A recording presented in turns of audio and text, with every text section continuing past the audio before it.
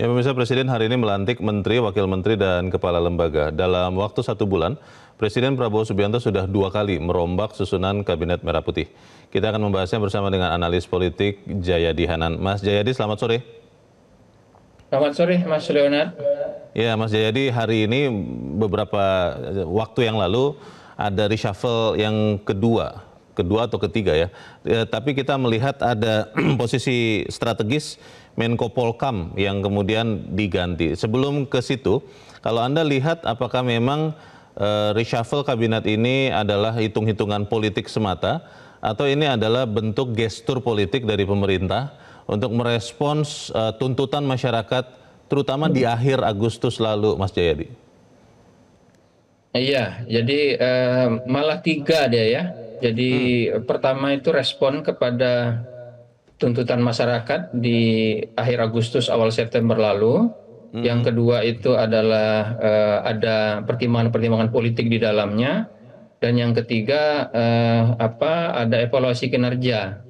Ada upaya untuk mengakselerasi terutama aspek komunikasi kepresidenan dan pemerintahan ke depan gitu. Itu yang tampaknya menonjol ya dari apa yang kita lihat hari ini. Jadi kalau kita sebut ini reshuffle jilid, kalau mau dibikin jilid gitu ya, kan jilid 1 April lalu kalau nggak salah atau Maret ya, ketika Menteri Pendidikan Tinggi diganti. Betul. Lalu jilid 2 itu 8 September lalu. Tapi kan jilid, bolehlah disebut itu jilid 2A. Kalau sekarang jilid 2B karena masih ada merupakan kelanjutan dari yang 2A kemarin kan sebetulnya. Iya, masih terkait begitu ya. Iya, kan itu waktu itu sudah diumumkan Menko Polkam kosong, kemudian Menpora juga kosong. Nah, ini mengisinya. Ya, jadi lalu koperasi kan, Menteri Koperasi wakilnya kosong. Lalu juga ada Menteri Ketenagakerjaan, wakilnya juga kosong. Kemudian ada switch dari Menteri P2MI ke sekarang ada wakil Menteri apa itu Ibu Farida Fariha itu jadi wakil menteri apa tuh? Koperasi ya. Jadi itu ya, jadi ada pertimbangan politik di situ kan. Ada unsur PKB masuk, ada unsur Pak Apriansa-Nur unsur Demokrat ya masuk. Jadi tiga-tiga itu selain pertimbangan respon terhadap peristiwa Agustus September kemarin.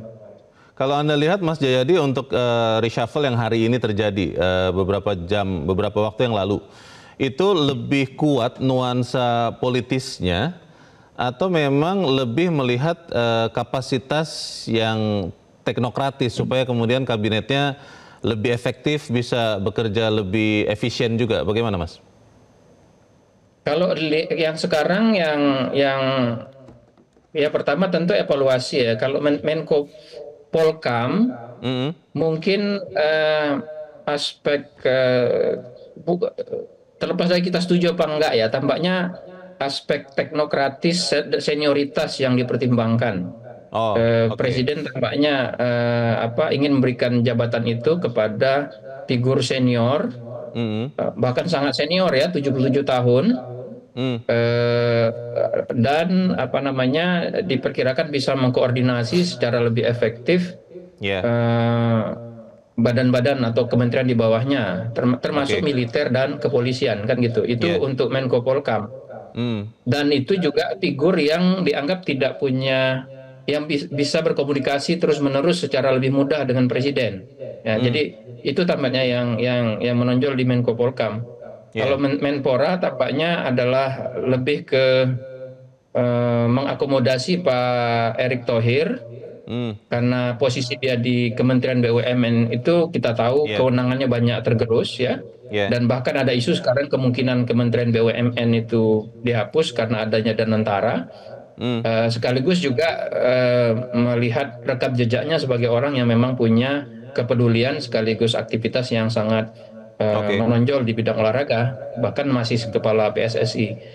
Yang lain juga yang lain-lain itu tampaknya lebih berupaya untuk membangun memberikan kepada orang-orang yang paling dipercaya bisa berkomunikasi Nah, yang orang yang tidak punya masalah komunikasi dengan presiden, itu yang kalau kita lihat kan, kepala PCO yang baru lalu kan sempat mau mundur. Salah satu isunya adalah karena ada problem komunikasi dengan presiden. Nah, kalau yang kepala PCO yang sekarang yang ditransportasi menjadi Badan Komunikasi Pemerintah kan harusnya nggak ada masalah kan? Ya, sangat dekat. Sangat dekat. Setahu saya Pak Angga Raka Prabowo itu bergabung di Gerindra sejak tahun 2008 ya. Kemudian dia sempat jadi sekretaris pribadi Pak Prabowo kan. Baik. Dan dia adalah juga ketua tim komunikasi kampanye. Ya, karena jadi dia dari segi komunikasi dengan presiden dan mungkin juga dan itu berarti juga dengan sejumlah lembaga kementerian dan lembaga yang lain itu mestinya tidak ada masalah dari sisi itu, sehingga dia bisa fokus pada bagaimana mendeliver pesan-pesan komunikasi kebijakan maupun komunikasi politik pemerintah itu secara lebih luas kepada publik atau stakeholder yang lain.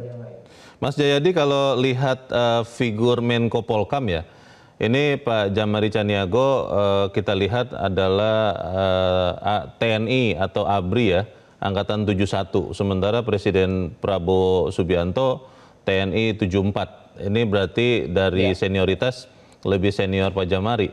Lalu kalau tadinya Menko Polkam diisi Jenderal Budi Gunawan yang polisi, sekarang diisi oleh Jenderal Jamari Caniago yang TNI, itu ada keberpihakan atau ada shifting kepercayaan kepada institusi asalnya atau memang ini kebetulan saja Mas Jayadi? Ya, secara normatif kan semuanya sipil kan. Secara normatif. Tapi kita tahu bahwa posisi Pak Budi Gunawan kemarin kan selain figur senior itu awalnya menurut saya ya itu lebih merupakan salah satu cara Presiden Prabowo untuk punya jembatan yang terus-menerus dalam komunikasi dengan PDIP dan Ibu Mega kan. Nah, kalau sekarang tampaknya Presiden merasa itu sudah selesai, maksudnya posisi PDIP walaupun tidak dalam pemerintahan sudah menyatakan sebagai penyeimbang, artinya walaupun kritis tapi konstruktif, tetap mendukung pemerintah. Jadi urusan Pak Budi Gunawan di situ kan sudah katakanlah selesai. Karena itu dia ingin figur senior yang lebih punya habitat yang sama dengan Pak Prabowo dari kalangan militer, dan itu berarti juga akan lebih mudah mengkoordinasi terutama bidang yang terkait dengan pertahanan yaitu militer, karena bagaimanapun walaupun tidak langsung TNI kan berada di bawah koordinasi Menko Polkam melalui Kementerian Pertahanan kan. Betul. Kalau kita lihat juga selain menteri dan wakil menteri, Mas Jayadi, ada pelantikan Komjen yang menjadi Jenderal Purnawirawan Ahmad Doviri sebagai penasehat khusus Presiden bidang Kamtipmas dan reformasi kepolisian. Ini apa maknanya? Apakah memang kemudian akan ada reformasi perombakan besar-besaran kepolisian atau seperti apa maksudnya? Saya kira itu tampaknya menjawab tuntutan publik, tapi sekaligus juga tampaknya ada nuansa kompromi di situ ya. Karena tuntutan publik kan Kapolrinya segera diganti kan. Jadi makna reformasi Polri bagi sebagian publik itu adalah Kapolrinya diganti kan. Nah, tampaknya Presiden perlu waktu untuk mengganti Kapolri itu. Walaupun Kapolri yang ada sekarang kan sudah hampir 5 tahun atau sudah 4 tahun, cukup lama ya.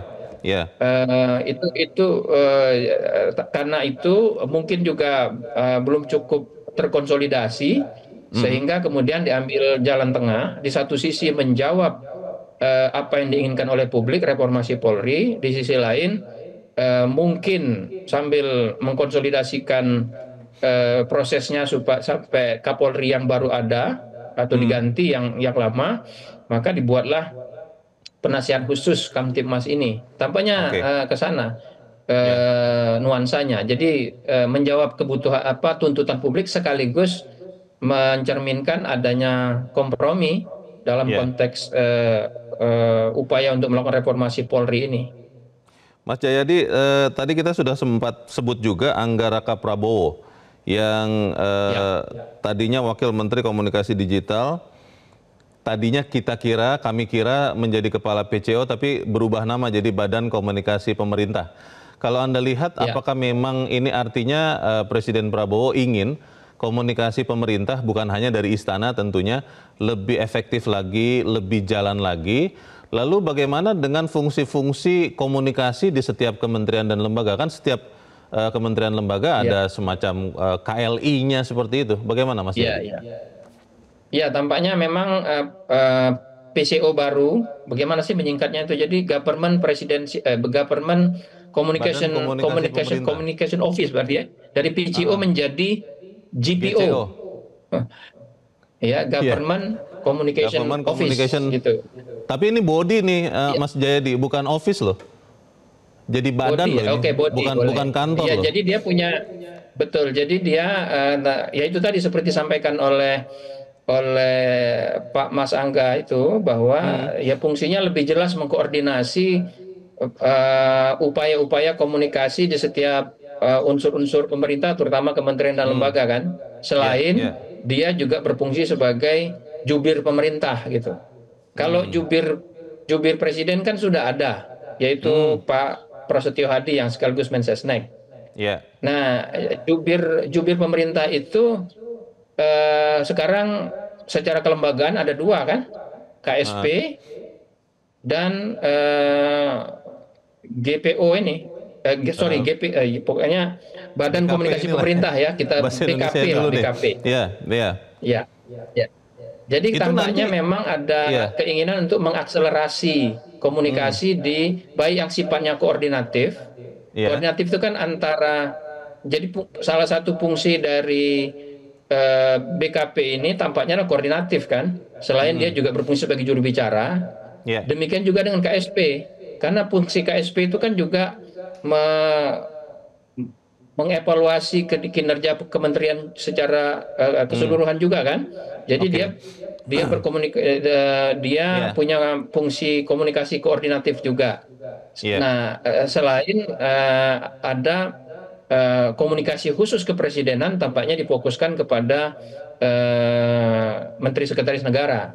Jadi pesan yang jangan lupa itu ada Ibu Nani SDyang di BGN kan? Ya, Badan Gizi Nasional. Iya, ini kan orang komunikasi juga kan? Iya, mantan wartawan ya. Iya, mantan wartawan, orang komunikasi. Jadi kalau kita lihat di luar Menko Polkam dan Menpora, ada pesan yang cukup jelas dari reshuffle presiden kabinet ini bahwa pemerintah melihat salah satu problem yang mereka alami adalah problem komunikasi, dan karena itu akan diperkuat secara koordinatif maupun secara substantif di setiap kelembagaan itu, termasuk terutama untuk program-program yang menjadi perhatian khusus presiden seperti MBG gitu. Baik, Mas Jayadi, kalau kita ingat zaman Orde Baru ada Menteri Penerangan, salah satu yang terkenal sekali Pak Harmoko ya. Kalau kita selalu tahu bahwa ketika Presiden Soeharto waktu itu ingin mengatakan sesuatu, itulah yang disampaikan oleh Menteri Penerangan Harmoko. Kalau sekarang ada Kepala Staf Kepresidenan M. Kodari, ada Kepala Badan Komunikasi Pemerintah Anggaraka Prabowo, ada mungkin yang lain-lain lagi. Itu bukankah nanti bisa berpotensi tumpang tindih? Kita akan mendengarkan suara pemerintah itu yang mana begitu, Mas Jayadi? Ya, nanti itu akan tergantung kepada bagaimana koordinasi di antara ketiganya kan. Dugaan saya komunikasi yang khusus terkait dengan isu-isu kepresidenan akan lebih difokuskan kepada Pak Prasetyo.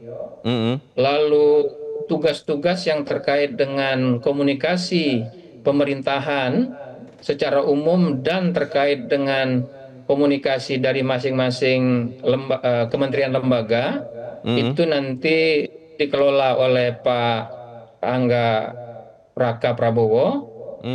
Komunikasi yang terkait dengan evaluasi terhadap program-program pemerintahan itu tampaknya lebih Pak ke Kodari. Pak Kodari. Nah, apakah bisa itu dari segi normatif ya? Iya. Tapi dalam prakteknya kan saya kira terutama Mas Pras sama Mas Angga ini kan seperti yang saya bilang tadi, mereka itu komunikasinya dengan presiden itu sudah day to day, Lancar. saya kira tidak ada Iya. masalah. Iya. Jadi mungkin dari situ akan lebih mempermudah koordinasi atau pembagian tugas sehari-hari di antara mereka. Oke. Nah, tinggal Mas Kodari ini kalau kita lihat kiprahnya sebagai wakil kepala KSP, memang terkesan lebih berfungsi sebagai juru bicara untuk membela program-program pemerintah kan, atau Fungsinya selama ini. aktivitas-aktivitas pemerintah. Hmm. Jadi walaupun mungkin dia bukan orang yang day to day selama ini sudah bersama Presiden Prabowo, tapi dari sisi dia bisa jadi selain mendeliver evaluasi yang baik dari program-program unggulan pemerintah dan program secara umum, dia juga menjadi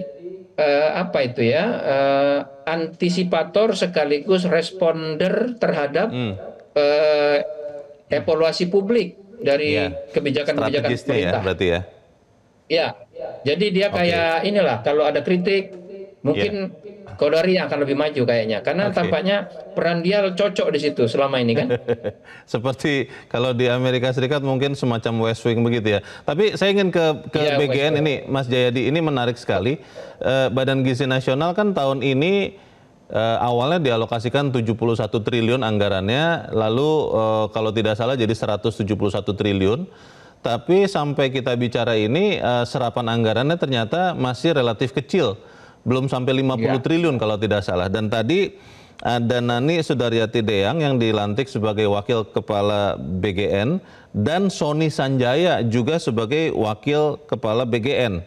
Ini artinya apa ini, Mas Jayadi? Apakah memang Presiden melihat kepala BGN-nya harus dibantu begitu rupa supaya kemudian efektivitas anggarannya, kemudian sasaran programnya berjalan dengan lebih baik?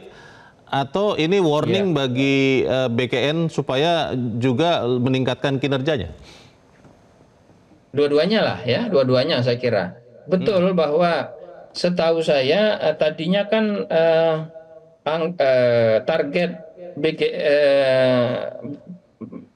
MBG itu tahun 2025 itu kan targetnya awalnya cuma di kisaran berapa? 20 jutaan atau 70 jutaan.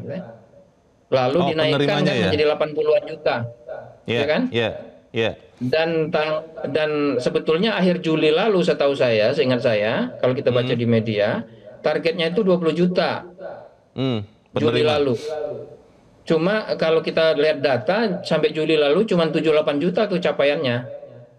Jadi nah saya tidak tahu apakah dengan menambah dua wakil BGN kepala itu akan bantu di situ. Kalau Nani mungkin lebih membantu dari segi komunikasinya kan. Komunikasi BGN. Pertanyaannya, iya, apakah problem MBG yang lambat itu problem komunikasi atau memang problem substansi di sisi implementasinya, ya? Termasuk bagaimana berkoordinasi dan mengimplementasikan banyak sekali pihak yang terlibat kan dalam MBG itu. Jadi memang saya kira kalau MBG hanya problem komunikasi mungkin bisa dibantu sekarang, tapi kalau tidak ya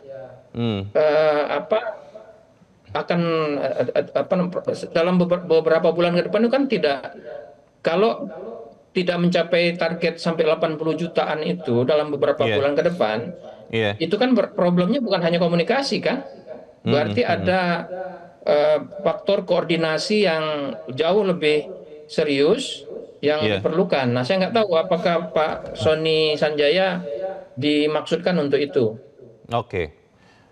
Mas Jayadi, satu lagi Mas terkait dengan Erick Thohir. Tadi sudah sempat kita bahas, juga sempat disebut-sebut konon katanya mungkin Kementerian BUMN-nya mungkin divalidasi karena sudah ada Danantara. Kalau Anda melihat perpindahan Erick Thohir dari Menteri BUMN kepada Menteri Pemuda dan Olahraga ini seperti apa, Mas? Ya masuk akal juga sih Pak Erick Thohir jadi Menteri Pemuda dan Olahraga kan, terutama dari sisi olahraga kan, karena ya kita tahu selama ini beliau penggiat olahraga dan juga adalah orang yang punya concern yang sangat kuat di terutama sepak bola gitu. Jadi sepak bola bagaimanapun bisa menjadi salah satu olahraga unggulan yang bisa membanggakan dan mempersatukan bangsa kan gitu kira-kira saya kira. Selain olahraga-olahraga yang lain ya gitu. Nah, pada saat yang sama posisi beliau di Kementerian BUMN tampaknya tidak begitu menarik lagi kan karena ada Danantara. Karena ada Danantara, Kementerian BUMN itu ya hampir semua kewenangannya kan dilucuti. Pindah ke Danantara ya. Kalau dulu Menteri BUMN salah satu menteri yang sangat powerful ya, karena mengkoordinasi dan membawahi ratusan BUMN sekaligus juga uang yang jumlahnya ribuan triliun kan. Sekarang tidak. Jadi itu transisi yang cukup masuk akal gitu.